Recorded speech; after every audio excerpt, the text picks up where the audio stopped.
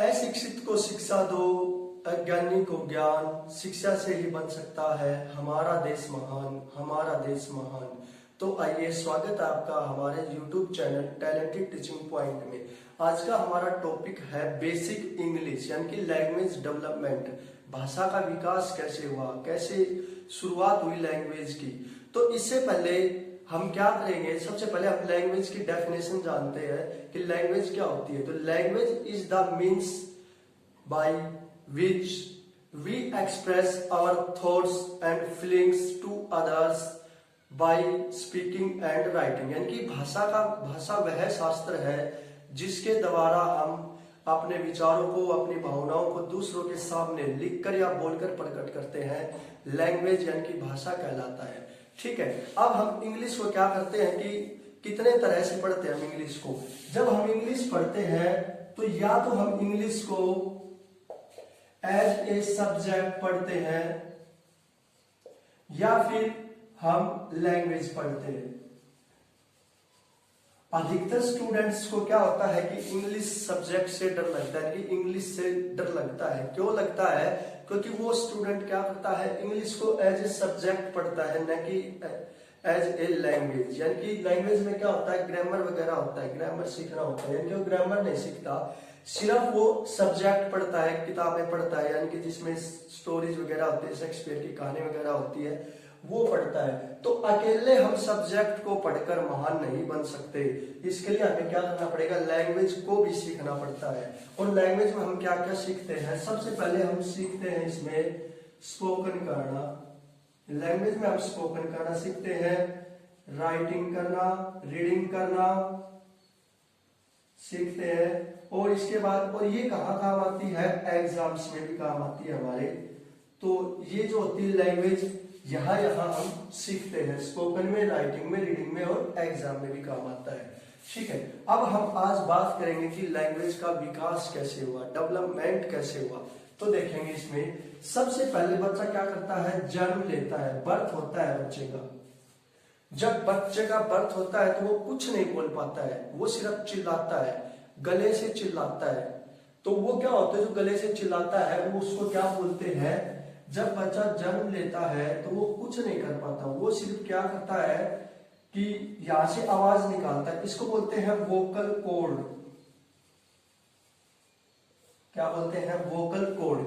यहां से क्या करता है, आवाजें निकालता है। ये जो आवाज होती है इसको बोलते हैं वोकल साउंड। और ये जो वोकल साउंड होती है, ये कितने प्रकार की, कितने तरह से बोली जा सकती है, कितने तरह से निकाल सकते हैं हम यहाँ से आवाज।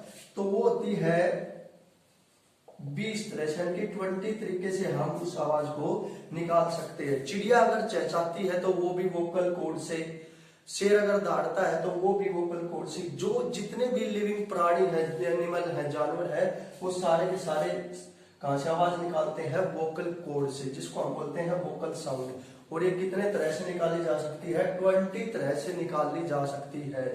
तो ये हो गया। अब देखेंगे, जब हम अब क्या करते हैं, जब हम कोई साउंड निकालते हैं तो साउंड को लिखा नहीं जा सकता, इसलिए कुछ लेटर बना दिए गए। क्या बना दिए गए, लेटर, यानी कि जिसको आप बोलते हैं अल्फाबेट लेटर,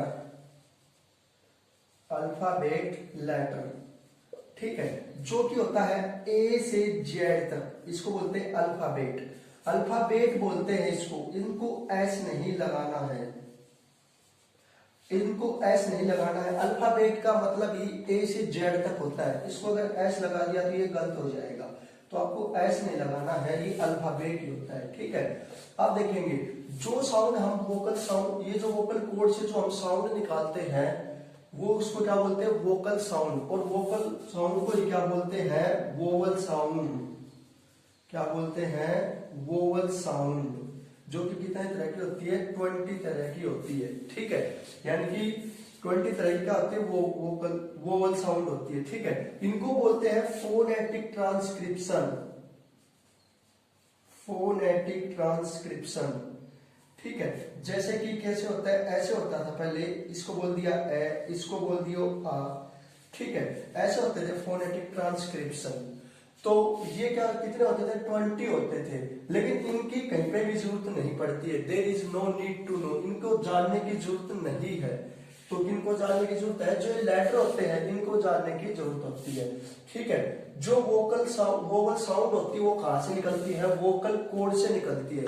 अब देखेंगे यहाँ पे वोवल साउंड क्या होती है, तो वोवल साउंड क्या होती है, a letter that pronounced with the help of vocal cord, it is called vowel sound. तो यहां से हुआ है वोवल साउंड का निर्माण, यहीं से हुआ है वोवल साउंड का निर्माण। अब देखेंगे वोवल साउंड से पहले हम क्या करते हैं, वोवल साउंड से पहले हम क्या करते हैं, एन का यूज करते हैं। ठीक है, क्यों करते हैं वो भी बताएंगे। अब देखेंगे इसमें यहाँ पे आपने देखा कि फोनेटिक ट्रांसक्रिप्शन होती है, उनको जानने की जरूरत नहीं है क्योंकि हमारे पास क्या है, लेटर है, अल्फाबेट लेटर होते हैं, उनकी जरूरत होती है। तो अल्फाबेट लेटर कितने होते हैं, इसमें वोवल कितने होते हैं, 5, कितने होते हैं, 5 वोवल होते हैं। ठीक है, तो ये तो था वोवल साउंड। ठीक है, उसके बाद अब क्या हुआ, धीरे धीरे जब बच्चा वातावरण में आता है, ठीक है, तो वो कुछ नहीं बोल पाता, तो वातावरण में जब वो आता है तो वो कुछ आवाजें सुनता है, कुछ शोर सुनता है, मदर साउंड सुनता है। ठीक है, और मदर साउंड सुनने के बाद क्या करता है, वो कॉपी करना स्टार्ट करता है। तो देखेंगे अब, तो उसमें देखेंगे जब वो कॉपी करता है, जैसे कि उसको बोलना है पापा, तो देखेंगे उसको बोलना है पापा, तो वो क्या करेगा, कॉपी करेगा पापा। तो काचा आवाज आई होठ से, यानी कि होठ का यूज किया, पार्ट्स ऑफ बॉडी का यूज किया। तो जब हम कॉपी करते, कोई भी वर्ड्स को कॉपी करके बोला उसने, इस तो उसको क्या बोलते हैं, जो वर्ड उसने कॉपी करके बोला उसको बोलते हैं कॉन्सोनेंट साउंड। कॉन्सोनेंट साउंड यानी कि जो हम पार्ट्स ऑफ बॉडी से हेल्प से जो बोलते हैं, पार्ट्स ऑफ बॉडी के हेल्प से जो वर्ड बोलते हैं उसको बोलते हैं कॉन्सोनेंट साउंड। यानी कि कॉन्सोनेंट साउंड क्या होता है, a letter that pronounced with the help of tongue, lips and parts of body, it is called consonant sound. और कॉन्सोनेंट साउंड कितने प्रकार की होती है, 24 तरीके से बोली जाती है। ये कॉन्सोनेंट साउंड कितने प्रकार की होती है, 24। कॉन्सोनेंट साउंड कितने प्रकार की होती है, 24। अब देखेंगे 24 होती है वोवल साउंड, ये साउंड है, ये ध्यान रखिए साउंड है। वोवल साउंड कितने होते हैं, 20। ठीक है, और कॉन्सोनेंट साउंड कितने तरह के होते हैं, 24, यानी कि टोटल कितने हो गए, 44। इनको बोलते हैं फोनेटिक ट्रांसक्रिप्शन। फोनेटिक ट्रांसक्रिप्शन, इनको जानने की जरूरत नहीं है।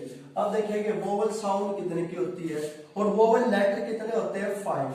वोवल साउंड तो होती है 20, वोवल लेटर कितने होते हैं, 5। इसी प्रकार कॉन्सोनेंट साउंड कितनी होती है, 24, और कॉन्सोनेंट लेटर कितने होते हैं, 21, और टोटल कितने हो गए ये, 26। अब देखेंगे consonant sound total transcription, total phonetic transcription कितने होते हैं, 44, जबकि लेटर कितने होते हैं, 26। तो देखेंगे अब ये जो 26 है, क्या इसको फुलफिल कर सकता है, तो देखेंगे किस प्रकार करता है फुलफिल, कैसे बने 44 से 26 कैसे, ये देखेंगे।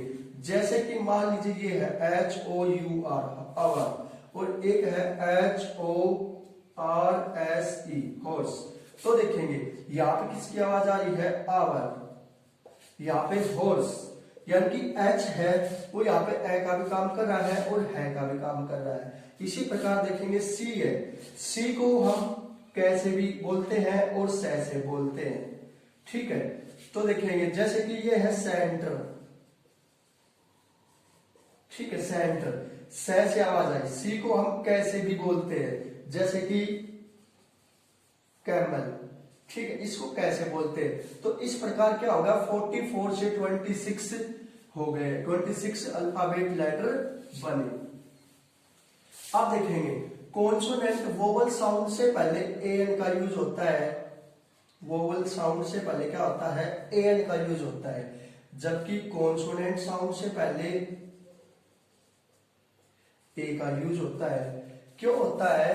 तो इसके पीछे क्या रीजन था? Sound frequency. इसके पीछे क्या रीजन था? साउंड फ्रीक्वेंसी, यानी साइंटिफिक अप्रोच थी। जैसा कि एक एग्जांपल के थ्रू बताया गया था, आपने 9th या 10th में पढ़ा होगा फिजिक्स में, कि जब सेनाएं ओवर ब्रिज से चलती है तो उन्हें कदम से कदम चलने के लिए मना कर दिया जाता है, क्योंकि इससे क्या होता है, साउंड फ्रीक्वेंसी एक जैसी साउंड होती है और वो साउंड बढ़ जाती है, जिससे पुल टूटने का खतरा हो जाता है। तो उनको पुल पर कदम से कदम चलने के लिए क्या कर दिया जाता है? मना कर दिया जाता है। तो देखेंगे इसके पीछे क्या रहता है? ये साइंटिफिक अप्रोच थी। ठीक है, जब तक साइंटिफिक अप्रोच समझ में नहीं आएगी तब तक लैंग्वेज समझ में नहीं आएगा। यही कारण था कि वोवल से पहले ए लगाते हैं, कॉन्सोनेंट से पहले ए लगाते हैं। क्या कारण था? साउंड फ्रीक्वेंसी का रीजन था।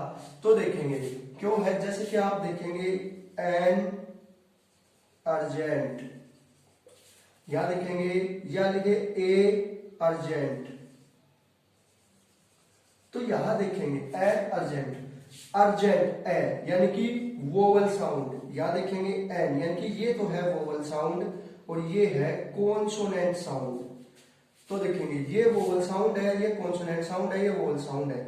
यहां देखेंगे ये है वोवल साउंड और ये भी है वोवल साउंड। तो वोवल साउंड दोनों क्या हो गई? एक जैसी मिल गई, यानी कि साउंड फ्रीक्वेंसी बढ़ गई है, इसलिए इसे गलत माना जाता है, इसलिए इसे गलत माना जाता है। और यहाँ देखेंगे वोवल साउंड के बीच में कॉन्सोनेंट साउंड फिर वोवल साउंड, इसका मतलब इसको यहाँ पे सही माना गया है, इसको यहाँ पे इसलिए गलत माना गया क्योंकि यहाँ पे फ्रीक्वेंसी एक जैसी साउंड थी वो बढ़ गई है, इसलिए इसको यहाँ पे गलत माना गया है।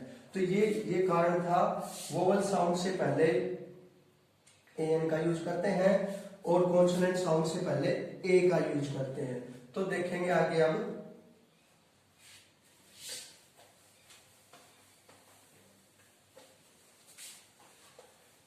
तो अभी तक हमने पढ़ा कि वोवल साउंड से पहले क्या आता है? एन आता है, कॉन्सोनेंट साउंड से पहले ए आता है। ये एक बात बहुत ध्यान रखनी है, वोवल लेटर से पहले एन नहीं आता है। वोवल लेटर से पहले, वोवल लेटर यानी कि जो ए ई आई ओ यू होते हैं, ये हमारे वोवल लेटर होते हैं, ए ई आई ओ यू, ठीक है, ये होते हैं वोवल लेटर। इनसे पहले एन नहीं लगाना है। वोवल साउंड से पहले, साउंड ये ध्यान रखना है, वोवल साउंड से पहले एन लगता है, वोवल लेटर से पहले एन नहीं लगता। इसी प्रकार कॉन्सोनेंट साउंड से पहले ए लगता है, नहीं कॉन्सोनेंट लेटर से पहले ए लगता है। देखें इस प्रकार, जैसे कि अभी दिया था एग्जांपल, दूसरा लेते हैं, जैसे कि यहां लेते हैं अर्जेंट और यहां लेते हैं यूनिवर्सिटी। तो दोनों देखेंगे अर्जेंट, यहां देखेंगे यहाँ पे यू है, ये क्या है? वोवल लेटर है, लेकिन यहाँ पे ये ए की आवाज निकाला है अर्जेंट, इसलिए यहाँ पे एन लगाएंगे।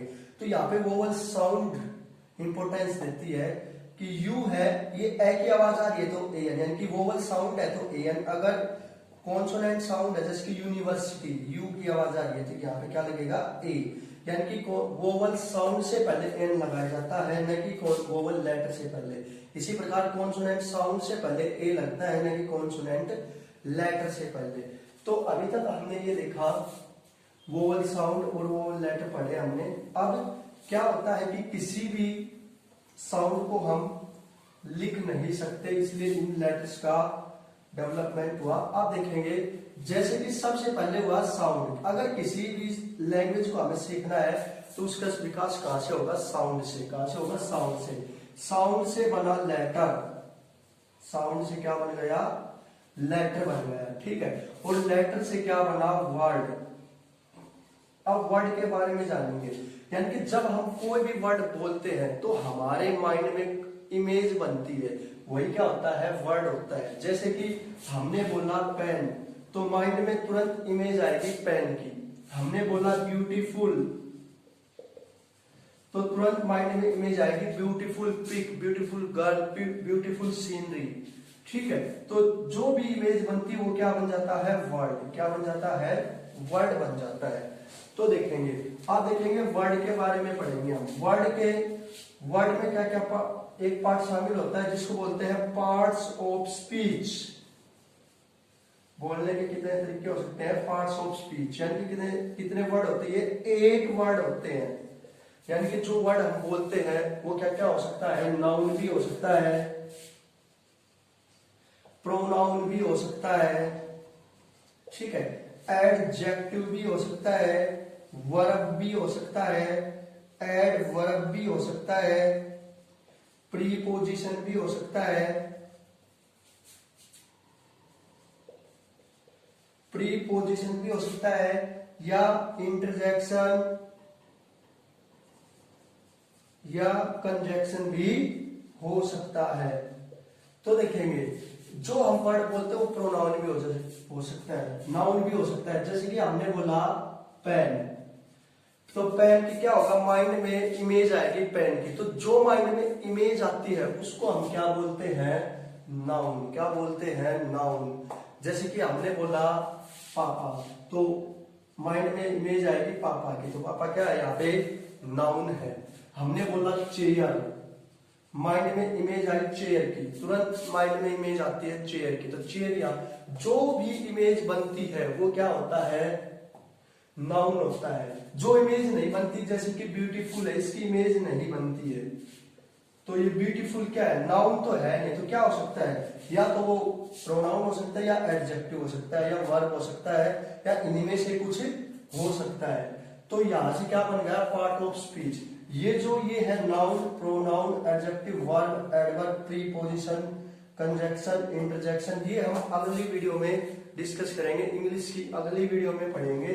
तो ये था साउंड। साउंड से बनता है लेटर, लेटर से बनता है वर्ड, और वर्ड से बनता है क्लॉज, और क्लॉज से बनता है सेंटेंस, सेंटेंस से बनता है पैराग्राफ, फिर पैराग्राफ से कहानी बनती है, फिर कहानी से फिर बुक बनती है, और यहीं से निर्माण होता है इंग्लिश ग्रामर का, यानी कि लैंग्वेज का। यहीं से निर्माण होता है इंग्लिश ग्रामर का, और यहीं से निर्माण होता है इंग्लिश लैंग्वेज का। तो ये था आज की वीडियो में, आज के लिए इतना ही। Thank you, have a nice day.